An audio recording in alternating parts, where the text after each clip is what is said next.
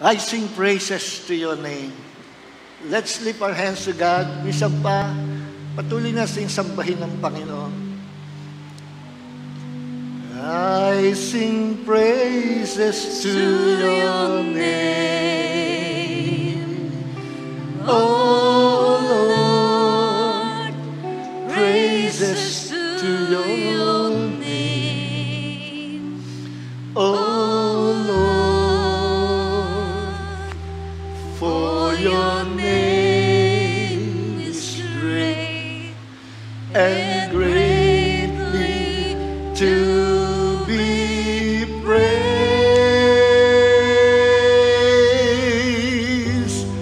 I give glory to your name. Oh Lord, glory to your name. Oh Lord, for your name is great and greatly to be praised. We give worship, worship Him. We give worship to your name. Oh Lord, worship to your name. Oh Lord, for your name is great and greatly to be praised. We give worship to your name. Oh Lord, worship to your name. Oh Lord, for your name is great and greatly to be praised. Napakabuti ng Panginoon. Napakabuti mo.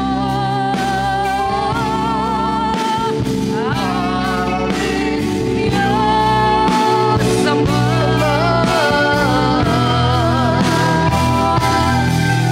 Iyong ilikhay luwalhati.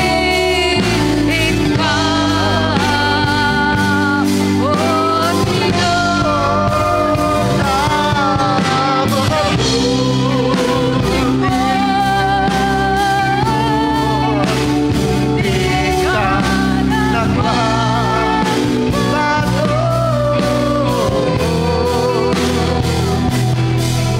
Lord, ngayon, kailanman sa buhay ko'y tapat.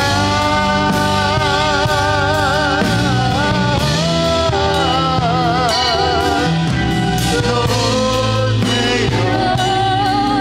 ngayon, kailanman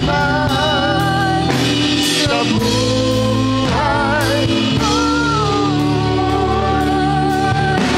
tapat.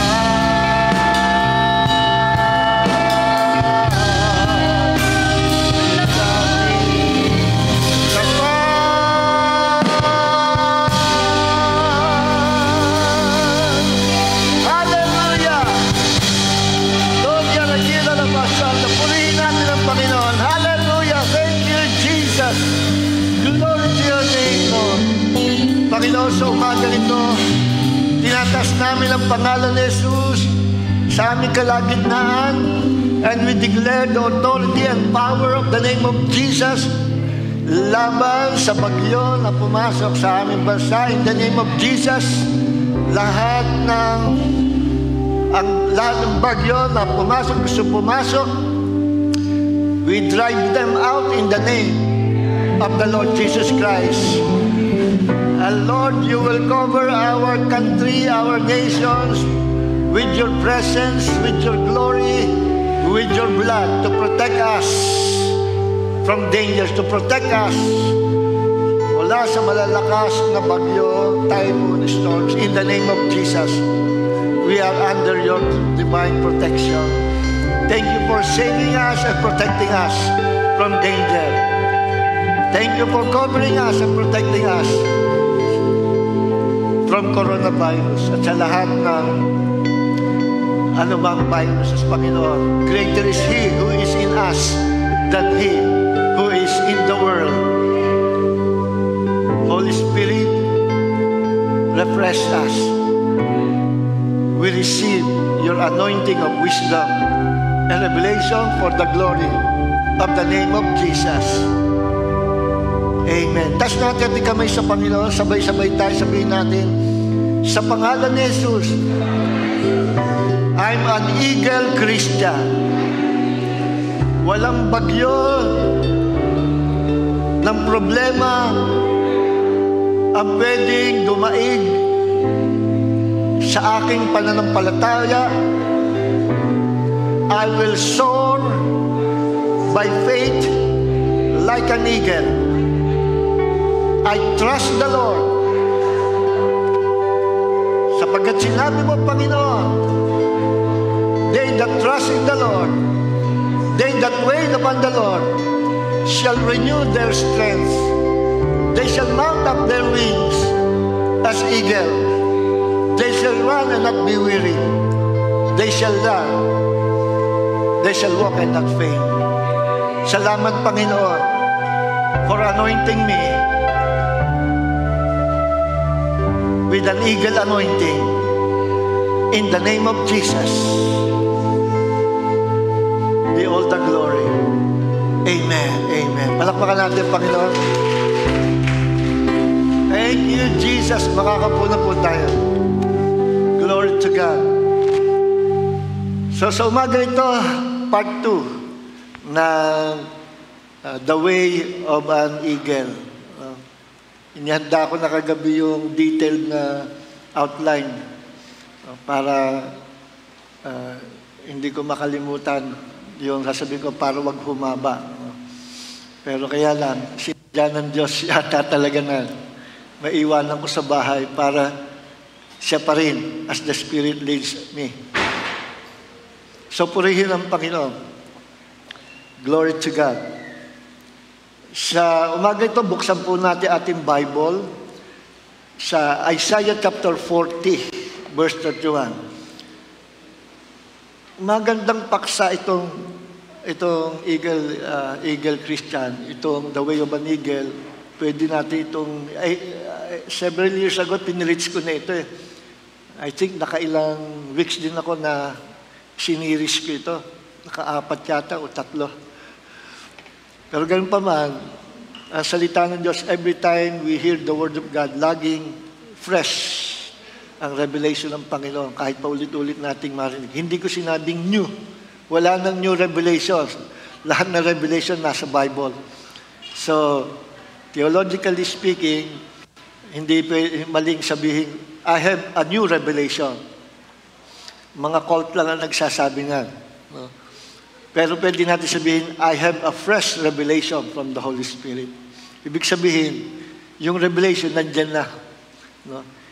Binigyan lang ng liwanag, inihayag sa iyo ng Diyos, ibinigay sa iyo ng Diyos ang matagal nang inihayag niya. Kaya, purihin ang Panginoon. So, sa Isaiah chapter 40, verse 31,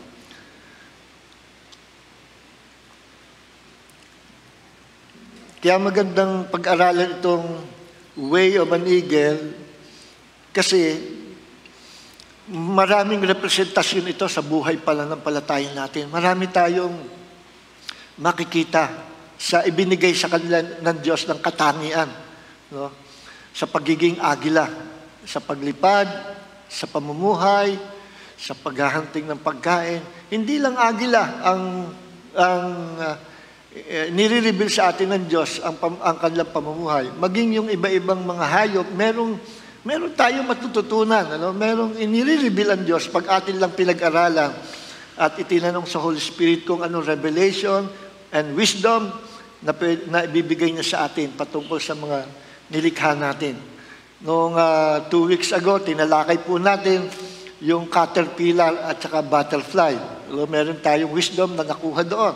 From caterpillar, naging butterfly. Tapos ngayon naman, last week, sinimulan natin ang first part ng The Way of an Eagle. At ang ating main text ay Isaiah 40 verse 31. Mapapansin nyo, bawat pamumuhay nila, bawat kilos nila, yung pamaraan nila, may kaugnayan sa buhay spiritual natin. Na kapag ating pinag-aralan at in-apply sa ating sarili, we will become victorious. We will prosper, we will succeed, we will become victorious sa ating kinaroroon ng buhay. Ang eagle ay representasyon, symbol ng pagiging victorious and powerful. Kaya marami mga bansa ginagamit sapagkat alam nila, nakikita nila kung gaano kakaiba ang ibon na eagle sa lahat ng mga eagles at kung gaano ito kalakas, kung gaano kaganda ang kanilang pamamaraan ng pamumuhay, ay in-apply nila ito as symbol of their country or their nation.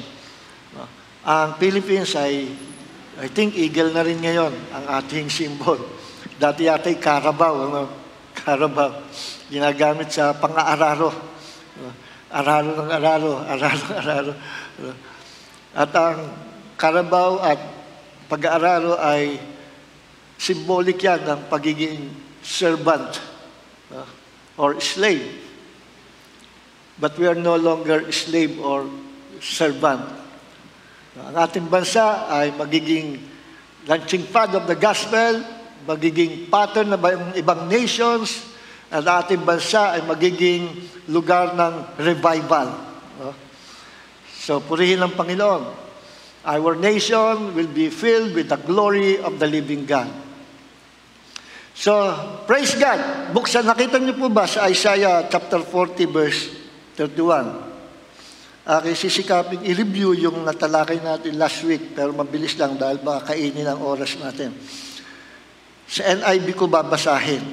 Isaiah chapter 40 verse 31.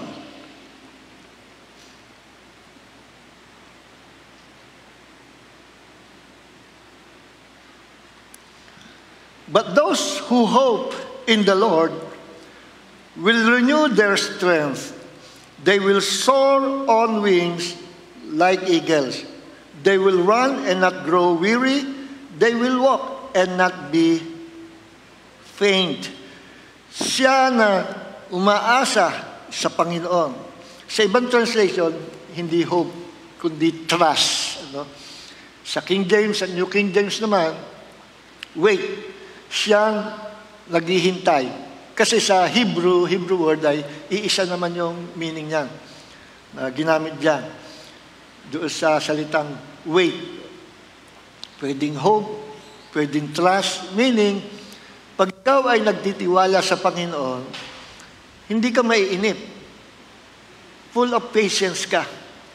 Pag ikaw ay nagtitiwala sa Panginoon, hindi ka mawawala ng pag-asa. Full of hope ka. Pag ikaw ay full of hope, puno ng pag-asa, maghihintay ka with patience sa Panginoon, sa gagawin niya. Hindi ka mainip. Alam niyo yung mga, doon nasira ang mga Hebrew people, ang mga Israelites doon sa wilderness, kaya hindi sila nakapasok sa promised land nung panahon ni Moses. Naiinip sila. Kaunting kilos, reklamo dito, reklamo dito. And the more na ikaw ay mag-complain at mag-murmur, lalo kang may inip. Ang pagko-complain at pag-murmuring ay palatandaan na walang pananampalataya, walang patience, at wala silang hope. Kaya, puro negative ang sinasabi nila. Puro kawalang pag-asa. Ano ba, Moses, dinala ba kami dito ng iyong Diyos sa wilderness just to die in this wilderness? Ano ba, wala kaming tubig, wala kaming pagkain. Ibalik mo na kami sa Egypt. Wala silang reverential fear of the Lord. Hindi nila inirespeto yung leader na inilagay ng Diyos sa kalagitnaan. At time na yun, sabi, si Moses was a very humble man na sa karamihan ng tao, siya yung pinaka-humble at that time. No wonder kung bakit si Moses ang ginawa to lead and deliver Israel from the hands of slavery sa Egypt. Si Moses ang ginamit. Why? Siya ang pinaka-humble. Kaya pinangunahan niya 3 or 5 million Jews or Israelites, Hebrew people, pinangunahan niya at inilabas niya by the power of God's hand, palabas sa Egypt, papunta sa Promised Land. Pero hindi sila nakapasok. Why? Kasi puno sila ng pagkukomplain at murmuring. Pag ikaw ay complain ng complain, bubulong-bulong, reklamo-reklamo, compare ng sarili mo sa iba, ba't sila ganito, ba't ako ganito, hindi mo ba ako Lord, wala kami ganito. Lord, bakit ganito? Naglilingkod naman kami sa'yo. Pag ikaw ay ganon, meaning, wala kang pananampalataya sa Panginoon. At wala ka ring patience. You are not an eagle Christian. You are a chicken Christian. Bakit? Ang chicken, mak. Puro mak. At para ka ring loro. Ang loro ay salita.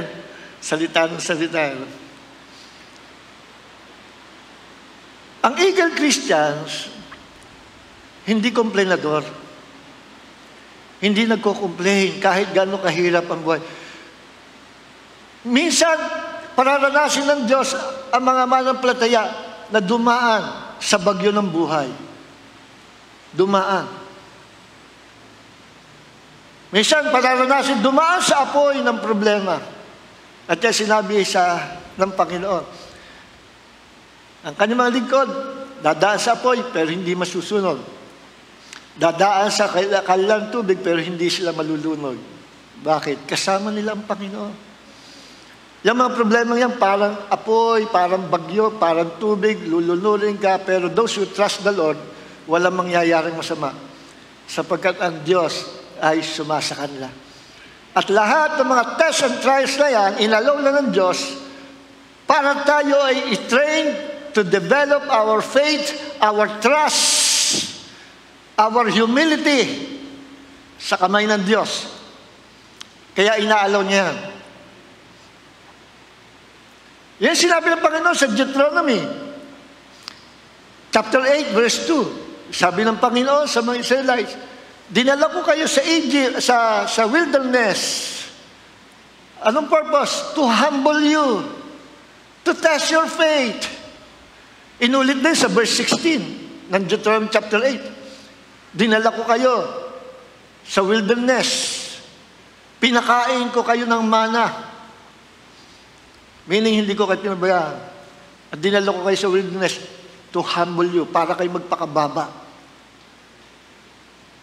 At upang kayo subukin, to test your faith. And in the end, sa bandang huli, sabi ng Panginoon, to do you good in the end. Ibig sabihin, kahit anong pangit na naranasan natin sa present times, lagi natin tandaan, inalaw yan ng Diyos, merong ituturo sa atin ang Diyos. May tinuturo. May ginagawa ang Panginoon sa ikabubuti natin. Always think positive. Because faith is always positive. Kailanman ang faith hindi naging negative. Ang faith hindi nag-iisip ng masama. Ang faith hindi nag-iisip ng kawalan. Ang faith hindi nag-iisip ng sakit. Ang faith hindi nag-iisip ng katatakutan. Ang faith hindi nag-iisip ng pag-aalala. Faith is always positive.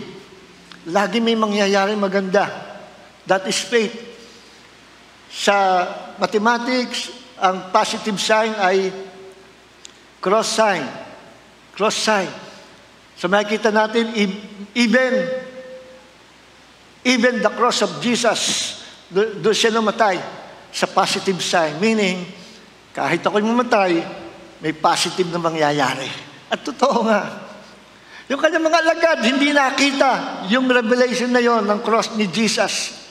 Na it is a positive sign, na symbolic, na mayroong mangyayaring maganda sa kanyang mga alagad, sa kanyang magiging alagad, sa mga anak ng Diyos.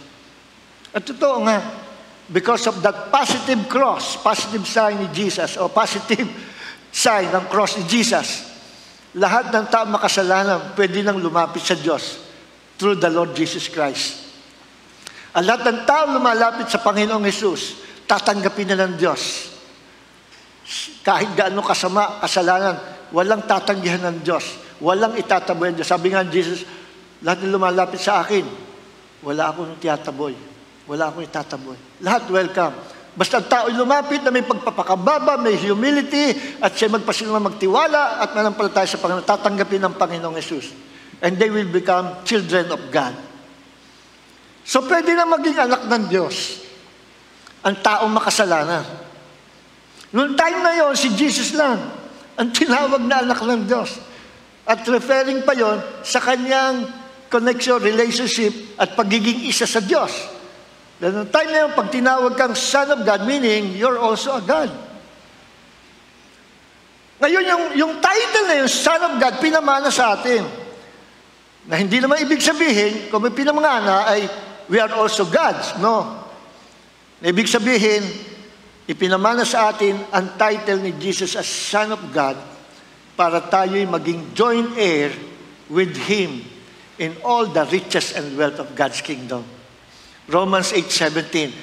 Now that we are children of God, and as children, we became joint heir together with Christ. In all the riches and wealth of God's kingdom. Joint heir tayo. Bakit? By may title tayo. We are now children of God. We are now sons of God. Because of Jesus. Yung imposible, naging posible. Why? Because of His death on the cross. So, naging possible ang blessing na yan because of the cross of Jesus. Ang mga alagad ni Jesus, mga apostles, naiwan lang si John. Si John lang naging positive. Siya nagtyagang maghintay sa paanan ng cross kasama ang ina ni Jesus, si Mary. Siya lang. And I believe sa lahat ng mga alagad, siya yung puspos ng pag-ibig sa Panginoon. Sapagkat kapag ikaw ay taong puspos ng pag-ibig sa Panginoon, hindi ka lalayo sa Panginoon. Anumang bagyo dumating, hindi mo iiwan ng Panginoon. At hindi ka rin iiwan ng Panginoon. No wonder kung bakit si John, ilang beses na subukan patayin, no? Pero hindi siya mamatay-matay. Alam niyo ba, ayon sa history, inilubog si John sa kumukulong langis. Pag-ahon, buhay pa rin. Buhay pa rin. At ayon sa tradisyon, ang sabi, maybe it's true, na kaya si John daw ay tinapos sa island of Patmos dahil sa kanyang balat na nalapnos, posible na yung iba baka napagkamalan siyang may sakit sa balat or maybe leprosy or skin disease kaya tinapos sa island of Patmos. At doon na na-receive ang revelation ng Panginoon. Hindi siya umurong sa Panginoon. Hindi siya umurong kahit anong gawin sa kanya. At namatay siya sa sobrang katandaan sa Epeso. So John was an example. Example as an eagle disciple, eagle Christian. Ngayon tanong, ako ba ay eagle Christian? Ngayon malalaman natin kung tayo ay totoong eagle Christian or chicken Christian. Ang chicken, matatakotin. No? Kaunting bugaw, takbo ka agad yan. Takot yan sa ulan, takot sa bagyo. Pero ang agila, hindi mo kayang takutin. So, gaya sabi ko last week, ang eagle, pagka bumagyo, tumataas, lumilipad yan. Tuwan-tuwa yan kapag malakas na ang hangin. Bakit? Sapagkat ang malakas na hangin ang magdadala sa kanya. Sa kaitaasan, mas mataas pa sa bagyo. At kapag wala ang bagyo, saka siya bababa. Meaning, hindi siya papayag na under siya ng bagyo. ang kanyang pananampalataya ay mas mataas pa siya kaysa bagyo.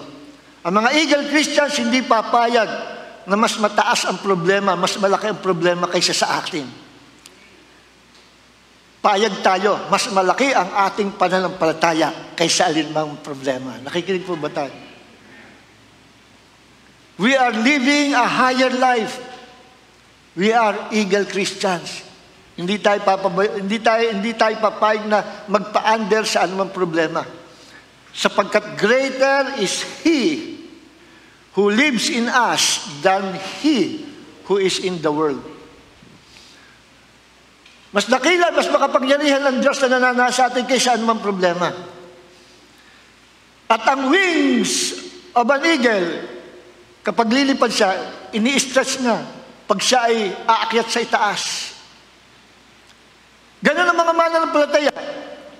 Ang mga Eagle Christians, pag siya ay lalapit sa Diyos, i-stretch natin ang ating wings of faith.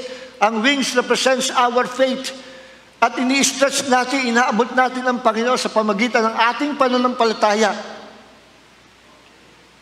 At ang mga eagles, natutuwa sila na lumipad, nakikipaglaro sa hangin, nakikipag-fellowship sa hangin. Gaya na sinabi ko sa inyo last week, ang Greek word na pneuma means wind, air, breath, and spirit. Depende sa context. Pwedeng context ay, context ay the Spirit of God, so pneuma rin. Spirit of man, pneuma rin. Pag referring to the wind or breath, pneuma rin. Wind, pneuma. At ang eagle, mahal na mahal niya ang hangin. Yun ang lakas niya. Doon siya nag-enjoy sa taas. Hindi siya nag-enjoy sa ibaba. Hindi siya nag-enjoy sa ibaba. Gusto niya, lagi nasa taas. At gusto niya na nagpapadala sa hangin. At siya nagsosor sa itaas, nakikipaglaro, nakikipag-fellowship sa hangin. And that air, that wind, that pneuma, sa ating kalagayan, is the Holy Spirit. Ang mga Eagle Christians are being led by the Holy Spirit, Romans 8:14. Those who are sons of God, those who are being led by the Spirit of God are sons of God. Nagpapadala tayo sa flow ng Holy Spirit. At the more na tayo dalhin, ilid ng Holy Spirit sa direksyon, lalo naman tayo nag-e-enjoy ng pakikipag-fellowship sa Kanya. Siya yung pneuma, siya yung wind, siya yung air, at tayo yung eagle. Nakikinig po ba tayo? At sa paglipad ng eagle, listen, sa paglipad ng eagle, minsan merong makulit na ibon. At katangi-tangi itong ibon na ito. Ito lang. Ito lang nakakagawa ng gano'n sa agila. Ang alin, habang nasa mataas na ere ang eagle, bigla may sasabay na crow. Ano ba sa Tagalog ang crow? Uwak. Itim yun eh. Crow. Sasakay sa likod ng eagle. Alam mo ba yun? Sumasakay yung crow sa likod ng eagle. At anong ginagawa? Tinutuka yung batok ng eagle. Nagdadala ng iritasyon, nagdadala ng pagkainis. Tinutuka niya. Sumasakay siya doon. Nangungulit. Pero alam nyo, ang attitude naman ng eagle, deadma. Hindi siya papansinin. Kikinig po ba tayo? Anong gagawin ng eagle? Hindi niya papatulan, hindi niya papansinin. Pwede niyang itiwarik yun eh. Pwede niyang tukain din at gamitin ang kanyang lakas. Pero hindi niya ginagawa. Dineded mo niya, hindi niya pinapansin. Sige, tuka ka lang, tuka. Alam niyo gagawin ng eagle? Magsosor siya sa mas mataas. Nakalangitan. Sa itaas. Na kung paano eagle ay nakakahinga sapagkat yun ang kanyang habitation ng itaas. Pagdating sa mataas, iba na ang hangin. At yung crow, hindi na makahinga. Hindi na siya makahinga. Lack of oxygen. At yung crow ay babagsak. makakala sa eagle. Alam ng eagle ang paraan na hindi siya maaabala sa paglipad. Ang eagle Christian, dadalhin ng Panginoon sa tagumpay, sa victory. And time will come, ganyan-ganyan lang tayo, pero time will come, makikita na sa libutan, makikita ng mga kaibigan natin, makikita ng ibang tao, that God is prospering us. Because we're serving God. Because the presence of God lives in us. The Holy Spirit is guiding us, leading us to the blessings of God. Leading us to our destiny. Na kung paano doon tayo ipaprosper ng Diyos. Sabi nga, the Lord is my shepherd and I shall not lack. At ako'y dinadala ng Panginoon sa maberding pastulan, sabi ng psalmist. Ganyan ang eagle, dadalhin ng Holy Spirit sa kanyang destiny habang siya nagsasubmit, being led by the Spirit of God. Unti-unti, God will bless his life. God will bless his career. God will bless his ministry. God will bless his family. God will bless his life. Kasi sumusunod siya, being led by the Holy Spirit is a great blessing to us. Pag ikay nagsubmit sa Holy Spirit, the Holy Spirit will lead you sa tamang direksyon. Kaya huwag mong uunahan ng Panginoon. Maging sa iyong pangarap, huwag mong uunahan ng Panginoon. Huwag mo sasabihin, punta ako sa bansa na yun, magiging businessman ako, magtatayo ako, magandang negosyo doon. Huwag, sabi nga ni James, huwag ganon. Ang sabihin mo, pupunta ako sa bansa na yun, mangangalakal ako, ganito, ganyan. Kung ipahihintulot ng Diyos, kung kalooban ng Diyos. Still, may submission pa rin sa will ng Lord. Ganyan ang eagle nagsasubmit sa air. Kaya naman, dahil siya nagsasubmit, hindi siya kagaya ng Angry Bird. Tandaan niyo sa yung play na, yung game na Angry Bird, flapping na flapping, toing, nabunggo tuloy. Lilipad, bagsak uli. Lilipad, bagsak. Wala na yata yung game na yun. Hindi kagaya ng ordinary bird na flapping ang ginagawa para makalipad. Hindi ganun ang eagle. Hindi mo kailangang mag-effort sa lahat ng gagawin mo sapagkat hindi ka nag-iisa. The grace of God is sufficient para magawa mo ang kalooban ng Panginoon.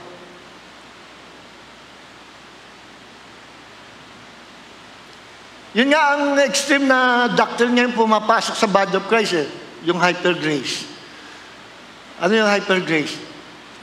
Akala nila, common grace, ang meaning definition of grace ay God's divine favor, no?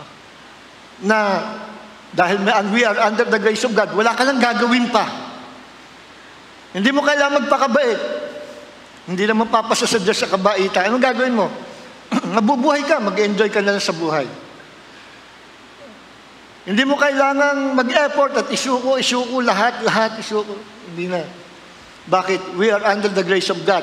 Ang kasalanan natin, pinatawad ng Diyos, past, present, and future.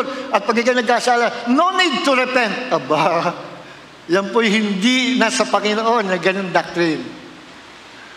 Pero hindi ko naman ilalahat dahil hindi naman lahat na nagtuturo ng grace, extreme sa ganun.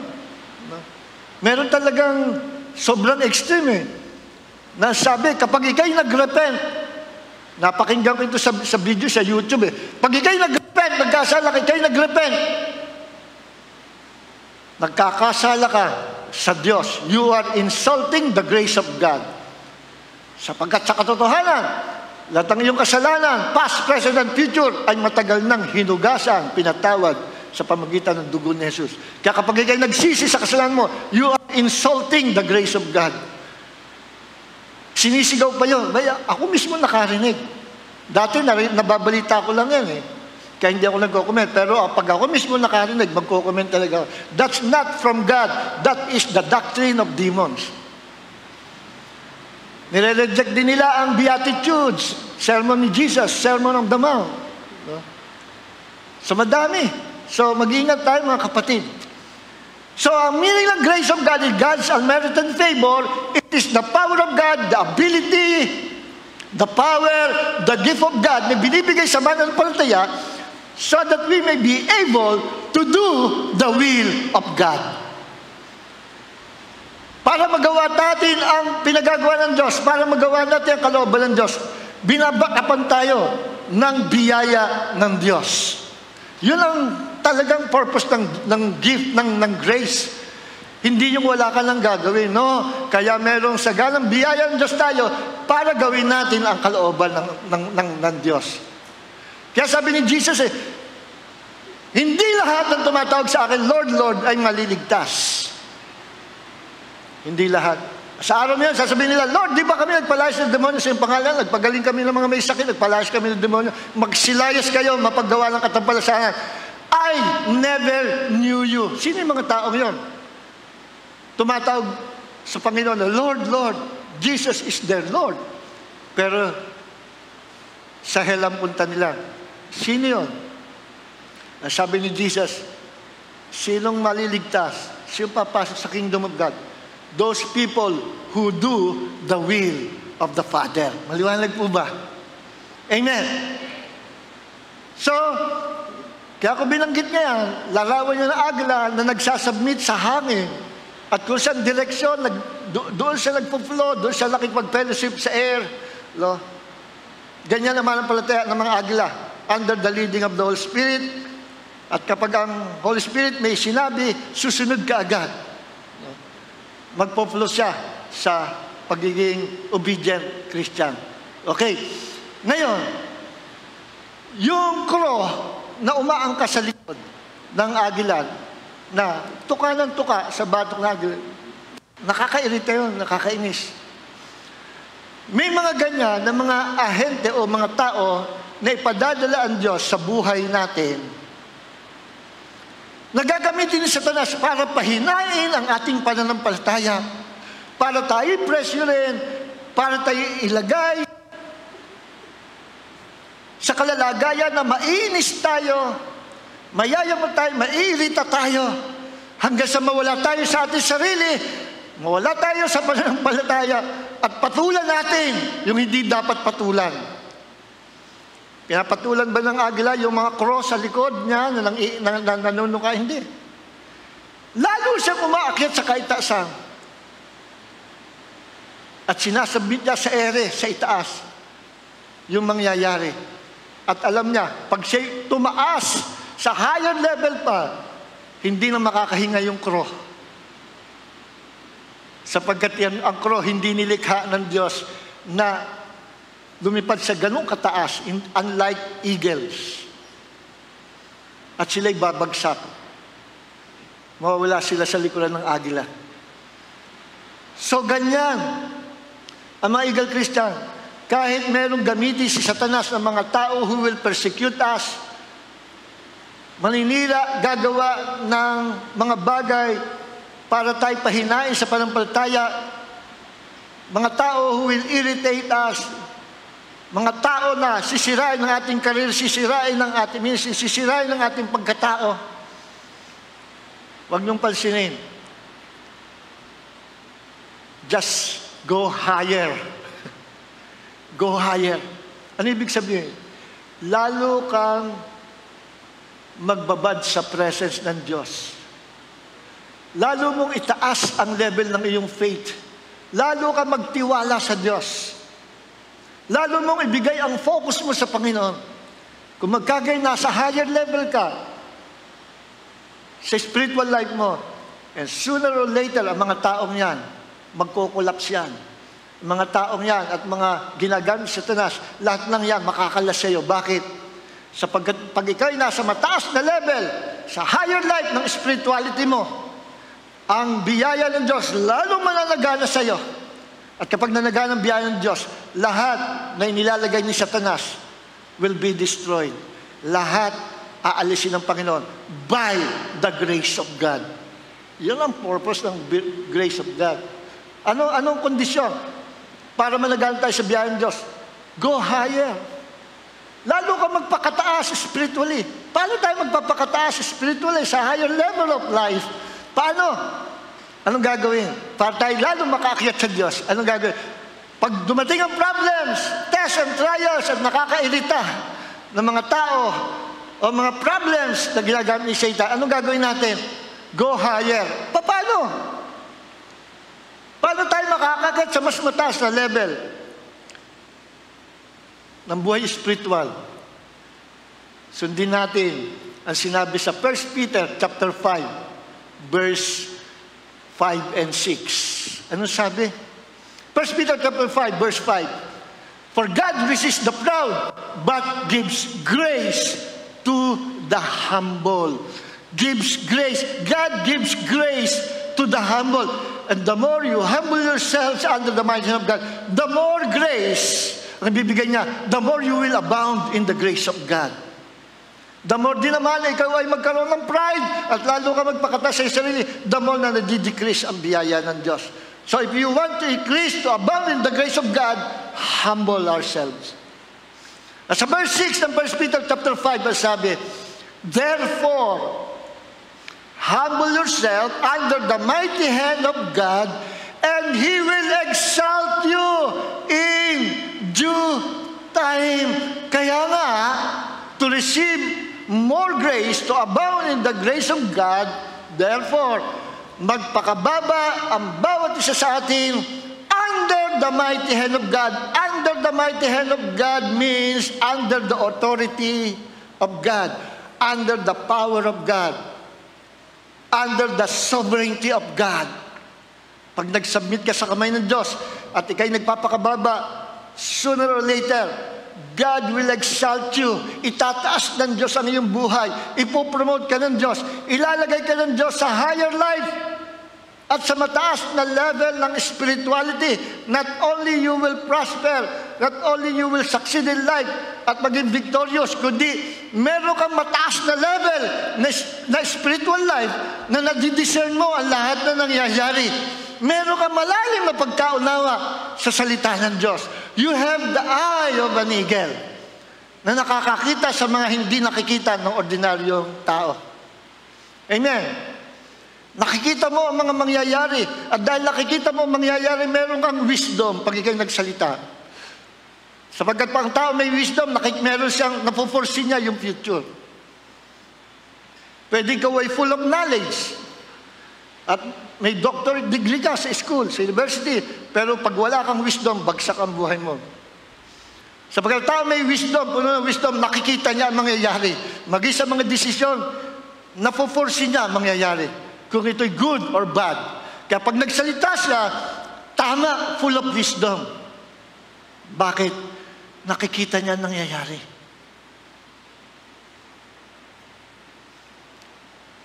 Ganyan ang eagle, ang mata ng agila. Kahit 5 kilometers, ang taas na, 3 to 5 kilometers, very sharp ang mata ng eagle na nakikita niya ang mga pagkain gumagalaw sa ibaba. Nakikita niya rabbit, daga, snake, fish. Kahit ang dagat nagiglare, kita niya rin ang mga fish na naglalangoy, na nadadagitin niya. Meron siyang telescopic eyesight. At hindi lang telescopic, microscopic, napapalapit pa yan, napapalinaw yan. Sa lahat ng birds na nilikha ng Diyos, kakaibang eagle. Kaya ang eagle ay symbol din ng prophetic ministry. Kaya kapag ang Kristiyano meron siya ay eagle Christian, meron siyang prophetic eyes. And he can see the future. Pinapakita siya sa kanyang Diyos kung ano mangyari at meron siyang wisdom and revelation from God because he is an eagle Christian. At kapag eagle Christian ka, hindi mo papatulan yung mga nonsense, mga distraction na ginagawa ni Satanas, gaya ng ginagawa ng crow sa likod ng agila. Amen.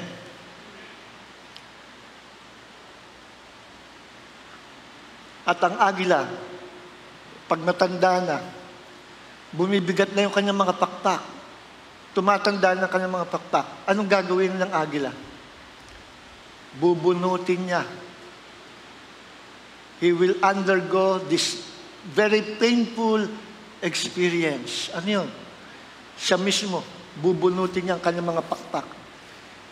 Ikakayas niya sa mga bato Gusto niya matanggal yung mga old feathers na nagiging sadi ng pabigat sa kanyang paglipad. Hindi na siya makataas dahil sa old feathers niya. Kailangan mapalitan ng new feathers, mga batang feathers. So, mangyayari lang yon. At yun ay purpose ay para makaakyat uli siya ng mataas. At lumakas uli siya dahil ang bigat-bigat ng kanyang mga pakpak. Bubunutin niya isa-isa. Masakit. Titiisin niya. Dahil ang mga eagle, may matalas sa pag-iisip yung mga yan. Alam niya, pag natanggal yon, tutubo ang mga bagong pakpak at siya'y muling makakalipad sa mas mataas. Pagkaraan ng ilang panahon, tutubo uli ang mga pakpak na yun. At iba na siya. Parang bata ang pakiramdam niya. So may mga bagay na kailangan. Alam niyo po ba, habang tumatanda tayo sa Panginoon, dumadami yung inilalagay ni Satanas sa ating buhay, those things that will hinder us in serving God. Those things that will hinder us to fly higher, to soar up in the sky of faith. Mga bagay nilalagay sa Satanas na kailangang mabunot, maalis sa atin. Kailangan. Dahil yan ay pabigat. So ang gagawin natin, masakit man o hindi, kailangan i-surrender natin sa Panginoon yung mga bagay na pabigat sa ating pananampalataya. Yung mga bagay na minahal natin, pero hindi pala kalooban ng Diyos, you have to surrender it to God. Kailangan mabunot yung mga lumang pakpak na pabigat. Istorbo yan. At alam nyo, kapag nawala na, yung mga bandages yan, yung mga pabigat, yung mga bagay na yan na inilalagay sa atin ng Satanas, mga temptation na yan, at mga lumang bagay na gusto mong balikan, pag nawala yan at nasurrender mo sa Diyos, para kang agila na bunutan ng mga pakpak. And sooner or later, tutubo ang biyaya ng Diyos, tutubo ang mga bagong feathers, batang feathers, at magkakaroon ka ng lakas na tulad sa isang batang agila. So kapag ang Diyos, pinatawad tayo, na isuko natin lahat sa Panginoon, maging yung mga lumang bagay na binabalikan natin, na isurrender natin sa Panginoon, para tayo agila na binunutan ng pakpak, at praise God, bandang huli, merong bagong ibibigay sa atin Diyos. God will bless our life.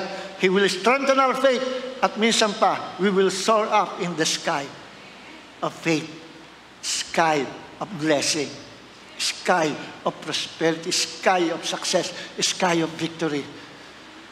Amen. At para tayong may bagong pananampalataya. Ang agila, para tumalas yung kanyang lumang tuka, kailangan maalis yung mga lumang, kumbaga saan, parang mga kalyos. Ano? Itak niya yan. Ihahampas niya sa bato. Paulit-ulit para mabaklas yung, para tumalas ulit yung tuka niya at maging bago yung kanyang tuka. Ewan ko kung gaano katotoo, pero sabi, ang agila inihahampas ang kanyang tuka para matanggal yung lumang tuka at para tumubo yung bagong tuka. Pero medyo may doubt ako doon kasi hindi confirm. Pero ang alam ko, ang agila inihahampas na minsan ang kanyang tuka sa bato paulit-ulit para magkaroon siya ng matalas na tuka. At ang bato natin, walang iba kundi si Kristo, ang Panginoong Hesus. At ang Panginoong Hesus at ang kanyang salita ay iisa. Ang mga Eagle Christian, walang tigil. Lagi tayong pumupunta. We are immersing ourselves in the Word of God.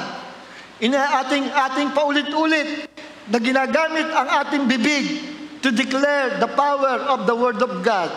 Paulit-ulit natin sinasabi para lahat ng sitwasyon maging maayos sapagkat alam natin mas makapangyarihan ang salita ng Diyos, ang pangako ng Diyos kaysa anumang problema dumati sa ating buhay. Kaya ginagawa natin para tayo agila na itinutukan natin ating mga tuka sa bato. Meaning, ang bibig ng agila, ang buhay niya nandun sa tuka. Ang buhay ng agila nandun sa tuka. Pag nawalan siya ng tuka, mamamatay na siya. Pag pumurol ang tuka ng agila, hindi siya magiging effective sa pagkuha ng pagkain niya. Nakikinig po ba tayo? Meron ako napanood sa YouTube. Agila, binaril ng hunter, tinamaan yung tuka niya. Natanggal yung upper part ng tuka niya. Tanggal talaga, natulay, konti na lang. Yung hingahan niya at yung ilalim ng tuka. Kaya naawa yung mga hindi ko alam kung anong department, no?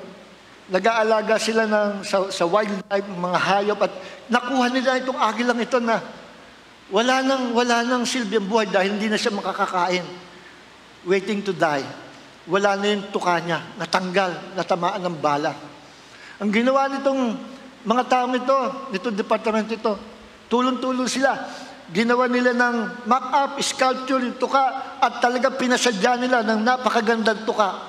At iniskru sa loob, dinikit sa loob, at naayos na napakagandang tuka, pinintahan, parang tukang totoo, at nabuhay yung agila. Alam niyo sabi, kung magkano nagastos, I think, hindi ako nagkakamali, $35,000 para lang sa tuka na yon, para mag-survive yung isang eagle na yon. At yung agila, tuwan-tuwa sila. Kasi nasa-sense ng agila na siya gustong tulungan ng mga tao. Hindi siya pumapalag. Nagsasubmit siya, nakaganyan lang siya. Kahit wild ang buhay niya, hindi siya pumapalag. Alam niya na yung mga tao yun ay mga friends na tumutulong sa kanya. So mga Eagle Christians, walang tigil sa salita ng Diyos. Walang tigil sa salita ng Diyos. Ang buhay ko, inilaan ko na. Pagkagising ko pala sa umaga, hanggang sa katapusan, hanggang sa madaling araw, nandun ako sa Word of God. Nakababad ako sa Word of God. Because I love the Word of God. Ang sarap sa magbabad sa salita ng Diyos. Tapos, kinakausap ko ang Holy Spirit. Parang taong katabi ko lang. Holy Spirit, ano po ito? Ano ibig sabihin ito? Holy Spirit. Ang prayer, parang paghinga. Sinabi ko nga sa Bible study ko, I think nung Friday, Wednesday yata. I think sa sa Presidential Intercessors Network. Ang prayer, parang paghinga. No? Inhale, exhale, two-way. Ang prayer ay two-way communication. You will talk to God, then God will talk to you. Yun ang prayer. Maghintay ka, hayaan mo naman ang Diyos ay magsalita. At sapagkat ang prayer, parang breathing yan, parang paghinga. Pag ikay hihinga, sino po dito? Ang hihinga, iniisip na muna kung siya ay hihinga. Sino po dito? Meron ba? Wala. Wala. Hindi na natin problema paghinga. Hindi natin isipin, saka na muna kaya ako hihinga, sayang ang hangin. O kaya, bukas na ako hihinga. Bay, walang ganon. Every minute, every second, humihinga tayo. No? Humihinga tayo. Hindi na natin iisipin o paplanuhin ang huminga. Kusang humihinga tayo kasi buhay tayo. Ang mga Kristiyanong buhay sa pananampalataya, kusayang nakikipag-usap sa Diyos. Every minute, every second. Hindi niya napaplanuhin, magdi-devotional time ba ako ngayon? O hindi, kakausapin ko ba Diyos? Busy pa ako saka na. Bukas na lang, o mamaya na lang. Maikli ba o mahaba yung gagawin ko pakikipag... Hindi na. Wala kang gano'ng attitude. Because you're an Eagle Christian. Ang prayer sa iyo parang paghinga. Natural na natural. Saan ka man nandoon, nakakausap mo ang Holy Spirit. At saan ka man nandoon, nakikipag-usap sa iyo ang Holy Spirit. Amen. Ang mga eagles, hindi sila bumabarkada sa maliliit na ibon na hindi nila kauri. Eagles fly with the eagles. Doon sa kanilang kauri. Doon sila sumasama at lumilipad. Hindi sila nakikifellowship sa mga ibon na maliliit. No? Hindi. Kahit maraming makita sila naglilipad, isang barkada, mga ibon lumilipad, hindi sila sasahal doon.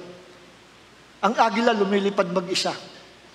At pag nakakita siya ng kauri niya, doon siya sumasama sa kapwa agila. Ang mga Eagle Christian, hindi nakikipag-compromise. Tayo mga Eagle Christian, hindi tayo nakikipagbarkada o nakikipag-compromise sa mga kasalanan ng mga tao, sa mga makasalanan ng tao, hindi natin kinukonsinte, hindi tayo nakikipag-compromise. Hindi yun ang ating balat. Hindi yun ang ating feathers. Ang feathers natin ay agila. Doon tayo makikifellowship sa mga kauri natin, sa mga anak ng Diyos. At may mga times na gagamitin tayo ng Diyos sa libutan, pwede natin puntahan sila. Pero ang purpose, hindi para makipagsayaw, makipaglaro sa kanilang kasalanan, kundi para sila'y dalhin sa Panginoon. Ganyan ang Eagle Christian. Ang Eagle Christian, o ang mga Eagles, lumalapit lang yan, pumupunta yan sa snake, kasi gagawin niyang pagkain, dadakmain niya. Pupuntahan niya yung rabbit o yung isda, kahit hindi niya kauri, pupuntahan niya yan. Ang purpose niya, isa lang, para maging pagkain ko.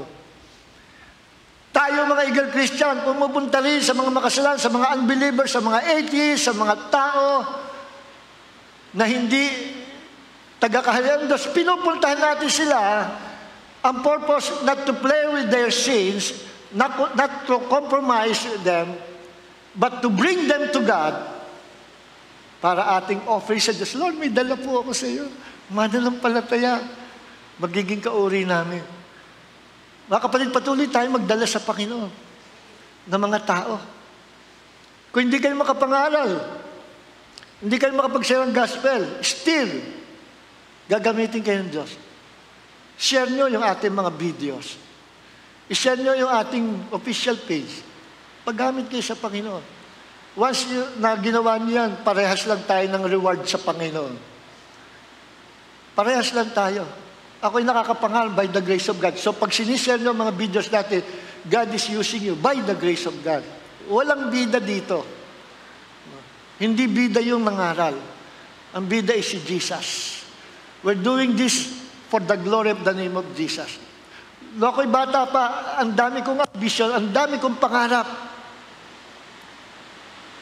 Ang dami kong pangarap, ang dami kong ambisyon. Dumating din sa kabataan ko yung one of these days, magiging sikat ako. One of these days, magiging pinakamayaman ako. One of these days, magiging champion ako at pinakamagaling ako sa martial art. One of these days, eto, magugulat kayo. One of these days, magiging sikat na rockstar ako. Pumasok din yun sa ambisyon ko. One of these days, makikilala ako sa buong mundo. Pero nung ako'y nakakilala sa Panginoon at naintindihan ko ang gospel, naintindihan ko ang kingdom of God, naintindihan ko si Jesus, naintindihan ko kung bakit namatay si Jesus, naintindihan ko kung ba't minahal ako ng Diyos. Lahat ng ambisyon niya ay nag-collapse. Lahat nawala. Lahat totally zero. Nabubuhay ako ngayon, hindi para sa akin sarili. Nawala na ako ng ambisyon. Kung ako'y may gagawin ng mga dakilang bagay,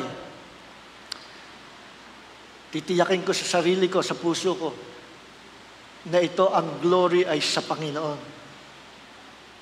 Lagi ko sinasabi sa Panginoon, Lord, wag na ako makita ng mga tao, wag ako ang makita, mapuri, makita, makilala.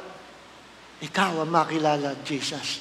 Sapagkat alam ko, kung gagawin namin lahat ng bagay for our sake, for our glory, lahat ng yan, walang katuturan sa kaharian ng Diyos. At wala rin ako reward. Kaya lahat nito sa Panginoon. Ang mga Eagle Christians nawala ng glory sa sarili niya, nawala ng ambition, selfish ambition. Meron siya, Eagle's vision, hindi ambition. Ang ambisyon natin ngayon ay ambisyon ng Panginoon, to do the will of God. Nabubuhay ako to do the will of God. Yan ang pagkain ko, to do the will of God. And the more I submit and do the will of God, the more I will become strong in the Lord. One time sinabi ni Jesus, ang aking pagkain, my food, is to do the will of the Father. Napansin niyo? Ano ba ang food? Nagbibigay ng nutrients sa ating katawan, nagpapalakas, nagbibigay buhay sa atin. Without food, mamamatay tayo. So mga Kristiyano, para mabuhay, to become strong, spiritually mabuhay, spiritually, physically strong, isa lang ang answer. Kainin mo ang tamang pagkain para sa iyo. Ano yung pagkain mo? Yung kinain din ni Jesus. Ano yun? My food, sabi ni Jesus, is to do the will of the Father. The more we do the will of the Father, the more na tayo ay kumakain, Napansin niyo ba yung, guys, sa akin, ano ang will sa akin ng Panginoon? To preach the gospel, to preach the word of God, to feed the sheep of God. Yun ang will ng Panginoon sa akin, sa under ng calling ko. So, yun ang pagkain ko. Kaya, pag ako hindi nakapag-preach sa loob ng isang buwan, I will become weak. Mawawala ang strength para ako si Samson na natanggalan ng buhok. Because my food is my strength, and my food is to do the will of God. Kaya the more I release the word of God, the more I preach the word of God, the more I feed you with milk and solid food, the more I become strong in the Lord. Sapagkat yan ang pagkain ko, to do the will of God. Kaya, pag sinabi ng Panginoon, i-share mo ang gospel doon. Dalhin mo siya sa church. Hikayatin mo sa Panginoon. Sabihin mo ang pag-ibig ng Diyos sa kaibigan mo na mga problema. Or, share our videos. Share our official page. Yan ang mga will ng Panginoon.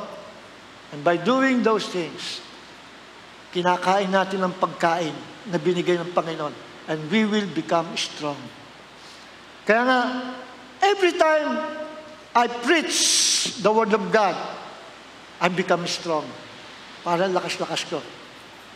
Napansin nyo, kayo na mga hindi talaga nangangaral. At natoka kayo, sister, ikaw ang mangangaral sa kababaihan na, hindi ako, sige na, kayang-kaya mo. Wala akong alam, ano bang sasabihin ko? Sige na nga. At pagkatapos nangaral ka lang 1 oras, hindi mo akalain, wow, ang haba na salita mo. Tapos na yung oras, tuloy-tuloy ka pa rin. Pagkatapos mo mag-share ng Word of God sa kababaihan, ang saya-saya mo. Sino nakaranas ng gano'n? Di ba parang naguma po kayo, ang saya-saya ko. Nagamit ako ng Panginoon. Nakapagsalita ko, saya-saya ko. Full of joy ka. And because you are full of joy, spiritually, you become strong in the Lord. And when you become strong in the Lord, hindi basta-basta makakapasok ang sakit sa iyong katawan. Because you are spiritually healthy, ikaw din physically healthy ka. Because the joy of the Lord becomes your supernatural strength. Amen. Ganyan ang agila. Eagles eat fresh food. Ang paborito ng mga agila, sariwang pagkain. Sariwang isda, sariwang rabbit, sariwang snake. Sariwa. Hindi mo mapapakain ang agila ng bulok. No, never. Hindi niya papatulan ang mga bulok ng pagkain. Ang mga eagle Christian, hindi siya attracted sa mga kasalanan, mga carnality of this world. Mga bulok yan sa kanyang paningin. Ang eagle Christian, hindi niya papatulan ang mga bulok na sistema, mga bulok na kasalanan sa libutan. No way. I'm an eagle. Faithful ako sa Panginoon. Pero once na ang eagle ay na-trap at naikulong mo sa kulungan, sa cage, sa loob ng ilang araw, hindi siya kumakain, at siya ay nakakulong, hindi na siya free, lumipad. Nakakonfine siya sa isang lugar, malungkot, limited. Naghihintay kung anong mangyayari. Hindi makakain. Finally, darating siya sa kalagayan, magugutom siya. Nung kami nakaterser, sabi niyo, merong agila yung kapitbahay namin. Minsan pinupuntahan namin. Yung nag-aalaga, nakagat, dugo, ang talas pa yung tukano. Kami mga bata pupunta doon, nakakulong na agila. Huhuli kami ng mga butike. Papatayin namin. Tapos pakakain namin sa agila. Gustong-gusto. Mga patay, mga bulok, kinakain niya. Bakit? Sapagkat siya nasa ilalim ng kulungan, nakakulong siya. Hindi siya free. So mga Kristiyanong agila, pag natrap ni Satan at once more naging slave ng sin at limited na sa pananampalataya at under the bondage of that sin, pati mga bulok ng sanlibutan, the sins of this world, the corruption that is in the world, lahat papatulan niya, papatusin niya ang mga kasalanan ko. Anong ginagawa nung iba, gagawin na rin niya. Bakit? He is now under the bondage of sin. Nakakulong siya, natrap siya ni Satan. So kung kayo nakaranas ng ganon, it's about time. The Lord will set you free to fly high, to soar up in the sky. Nakikinig po ba tayo? Again, ang agilang malaya, hindi kakain ng bulok. Tayo'y pinalaya ng Diyos. Amen. Pinalaya tayo ng Diyos. Ang agila, kakatuwa ang agila. Ang babaeng agila, pag may nanliligaw na lalaking agila, lalapitan siya. Pero, hindi ka agad siya bibigay. Tetestingin niya yung manliligaw niya. Tetestingin niya kung tapat sa commitment. Yes. Gagawin ng babaeng agila, lilipad sa mataas. Susundan ng lalaking agila. Maglalaro sila, maghahabulan sila sa ere. Then, pagtitiripan ng babae, kukuhas ng mabigat na kahoy sa ibaba at dadalhin na sa ere. Itataas niya. Pagdating sa ere, yung sumusunod na manliligaw na agila, ibabagsak niya yung log, yung kahoy.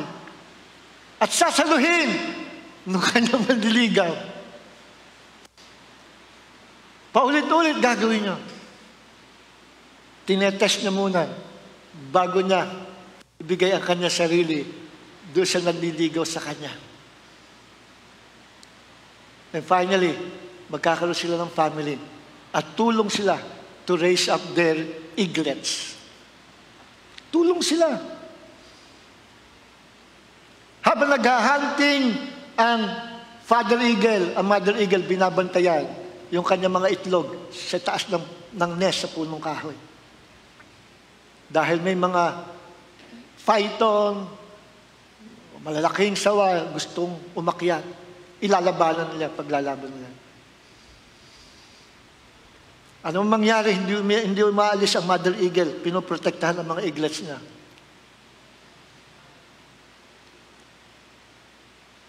Ano mangyari kung kayo nasa ilalim ng ministry ng Panginoon? You will not forsake your ministry. Puprotektahan nyo ang ministry binigay ng Panginoon sa inyo. Because you are an eagle, Christian. Dapat ako'y nasa Amerika na. 1991 pa. Handle ako petition at na-approve yung petition ko. Pero pinabahala ako sa Panginoon. Kung anong kalooban ng Diyos at pinakita sa akin ng Panginoon, hindi sa akin, sa misis ko, sa malaking isda, no, ang galing sa palengke, ibinigay sa akin, Mr. Lily, sa malaking isda, fresh na isda. Anong panaginip daw niya? At nung in-interpret ko, sabi ko, ito yung ministry. Malaking responsibility, ministry binibigay sa akin ng Panginoon. Papatusin ko ito. Ito ang the best. Eh kahit ang ganda ng Amerika, ang ganda ng mga nangako, may sasakyan, may bahay, may patitira. Kakaroon magandang salary, magpa-prosper. Pero no way. Hindi na ako bumalik. Kasi nung nakita, nung na-interpret ko yung vision na yon, nung asawa ko, sabi ko, this is it. Ito yung ministry na pinagagawa sa Panginoon. Kaya hindi ako umalis ng Pilipinas. Ang umalis, yung isinama kong sidekick ko, si Brother Jolton, na inappoint ko as youth pastor para maisama ko doon sa Amerika.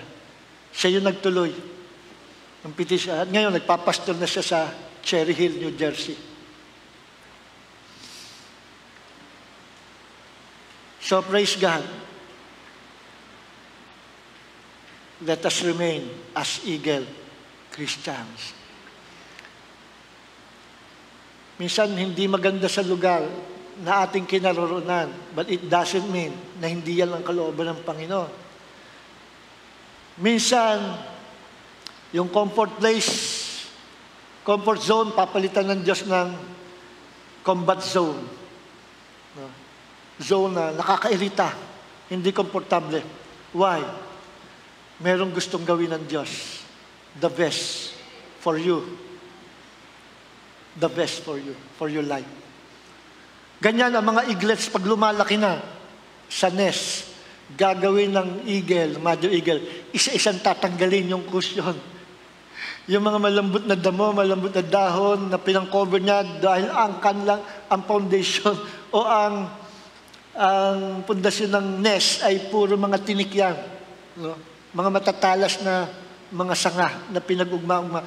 Ngayon, nawala na yung mga nagbibigay lambot, yung mga dahon na inilagay pang-cover doon, mga dayami pang-cover doon, inalis na mother eagle. Ngayon, pag-upo ng mga eagles na tutusok ng puwet, at irritable sila, hindi sila mapalagay. No? At mapipilitan sila na practicein na yung kanilang mga wings. At nairita na talaga sila, ayoko na dito. Kasi dati ayaw na nila umalis sa nest. Ayoko na dito. Then time will come, iunat na mother eagle ang kanyang wings. Liga, isa-isa, kung tatlo yun, isa-isa. Ipapasyal na sa taas. Hindi nila alam, yun ang flying school. Then pag nasa mataas na, biglang isasemplan. At babagsak yung eagle dahil sasaluhin. At minsan daw, yung father eagle nakatingin, nakaupo sa malaking bato sa malayo. Pag nakita sinemplang lang ng kanyang asawa, yung kanilang anak, zoom! To the rescue, yung father eagle at the rescuehan. Paulit-ulit ginagawa yan. Bakit? To learn how to fly.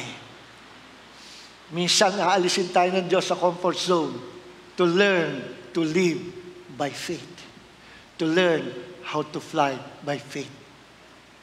Ang mga agila may mataas na talon, yung kuko, na ginagamit nila pampatay ng hayop, pangkuha ng pagkain.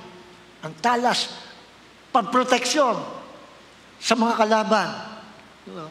Ginagamit nila yung kuko nila. Talon ang tawag doon. At yung mga talon ng agila na ginagawit pagkuha ng kanilang blessing, pakikipaglaban at nagtatagumpay siya dahil sa talas ng kanilang talon. Representasyon po, symbolic yun ng pangalan ni Jesus that we are now using to go to the presence of God and to receive the blessings. Ang secret, nasa talon, nasa pangalan ni Jesus.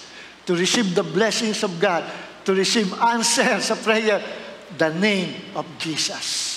At pag may kalaban, may satanas, may demonyo, in the name of Jesus, I cast you out. Yung matalas na talon, pangalan ni Jesus, ang gagamitin natin to fight the devil.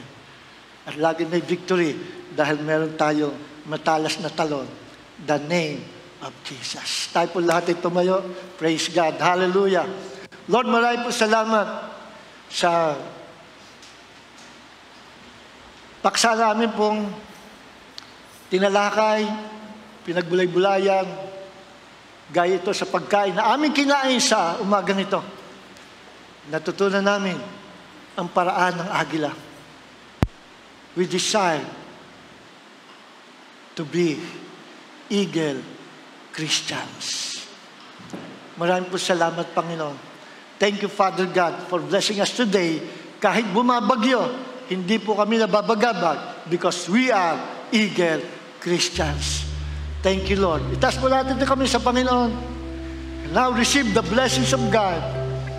Pagpalain kayo ng Panginoon, pikpik, siksik, liglig, nag-uumapaw.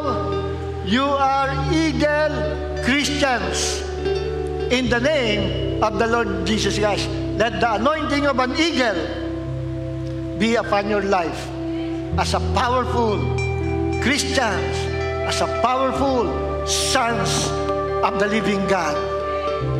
Fly high, go higher, soar up in the sky of blessings.